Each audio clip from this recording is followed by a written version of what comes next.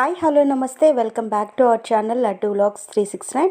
ఇవాళ నేను మీకు బెండకాయలు కోడిగుడ్డు ఫ్రై ఏ విధంగా తయారు చేస్తారో చూపిస్తానండి. చాలా టేస్టీగా ఉంటుంది. రోటీ చపాతీలోకి అదిరిపోతుంది. ఒకసారి మీరు కూడా ట్రై చేయండి. సో నేనైతే ఇక్కడ బెండకాయల్ని చిన్న చిన్న ముక్కలుగా ఈ విధంగా కట్ చేసి పక్కన పెట్టేసుకున్నాను. ఇప్పుడు మనం స్టవ్ మీద ఒక బాండిల్ పెట్టుకొని అందులో ఆయిల్ వేసి కొంచెం పసుపు వేసి మనం సన్నగా కట్ చేసిన బెండకాయ ముక్కల్ని యాడ్ చేసేసి ఫ్రై చేసుకోవాలి. మనం డీప్ ఫ్రై చేసుకోవాల్సిన అవసరం లేదండి. ఈ విధంగా చూపిస్తున్నట్లుగా షాలో ఫ్రై చేసుకుంటే సరిపోతుంది. సో కొంచెం మనకు వాడింది అనుకున్నప్పుడు ఉప్పు అయితే యాడ్ చేసుకోవాలి. ఎందుకంటే బెండకాయలు చప్పగా ఉంటాయి కనుక మనం ఉప్పు యాడ్ చేస్తే కనుక మనకు ఫ్రై అనేది చాలా టేస్టీగా వస్తుంది.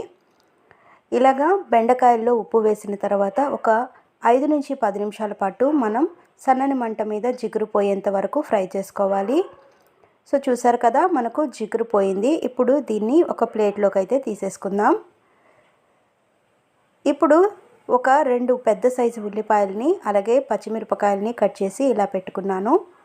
మనం ముందుగా బెండకాయలు వేయించినటువంటి ఆయిల్లోనే ఈ యొక్క ఉల్లిపాయలు పచ్చిమిరపకాయలు యాడ్ చేసేసుకుంటున్నాను. ఇవి కొంచెం అంత కలర్ చేంజ్ అయ్యేంత వరకు బాగా ఫ్రై చేసుకుందాము. ఈ విధంగా వాడిన తర్వాత ముందుగా మనం ఫ్రై చేసి పెట్టుకున్న బెండకాయ ముక్కల మిశ్రమాన్ని కూడా యాడ్ చేసేసుకోవాలి. ఇప్పుడు ఇదంతా బాగా మిక్స్ చేసేసుకోవాలి. ఇప్పుడు ఇందులో కొంచెం అంతా పసుపు యాడ్ చేసుకుంటున్నాను.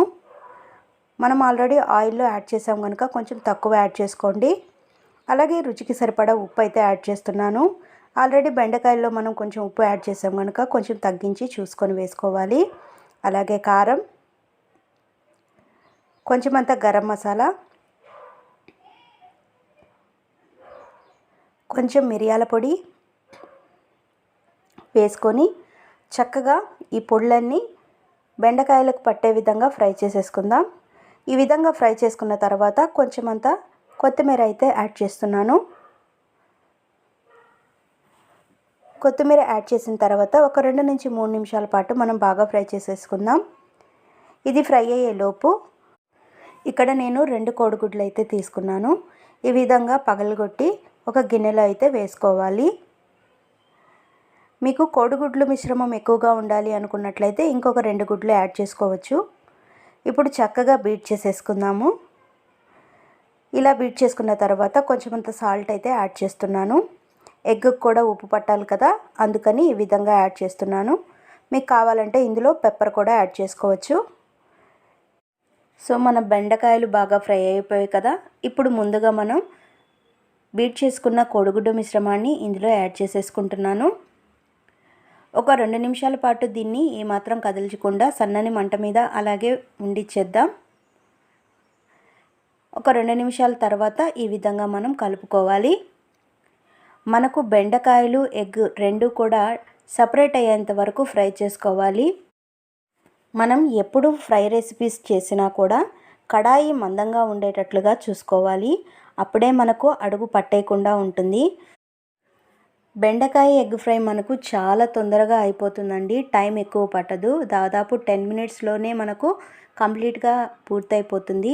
లంచ్ బాక్స్లోకి అయితే అదిరిపోతుందండి. పిల్లలు ఎంతో ఇష్టంగా ఎంజాయ్ చేస్తూ తింటారు.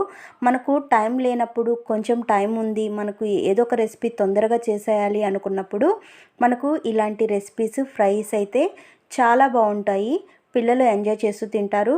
ఇకపోతే చపాతీ, రోటీ అలాగే రైస్లోకి అయితే ఈ బెండకాయ ఎగ్ ఫ్రై అయితే చాలా బాగుంటుంది. మనం సైడ్ డిషెస్లో కూడా ఇవి యూస్ చేసుకోవచ్చు. సాంబార్, రసము, చట్నీలోకి ఇవి సైడ్ డిష్గా పెట్టుకొని తింటే కూడా చాలా బాగుంటుంది. సో మనకైతే బెండకాయ ఎగ్ ఫ్రై రెడీ అయిపోయిందండి. చూసారు కదా మనకు ఎంత పర్ఫెక్ట్గా అయితే వచ్చింది. సో ఈ విధంగా మీరు కూడా తయారు చేసుకొని మీ పిల్లలకు తినిపించండి. ఇంట్లో వాళ్ళు కూడా ఎంతో ఇష్టంగా అయితే తింటారు.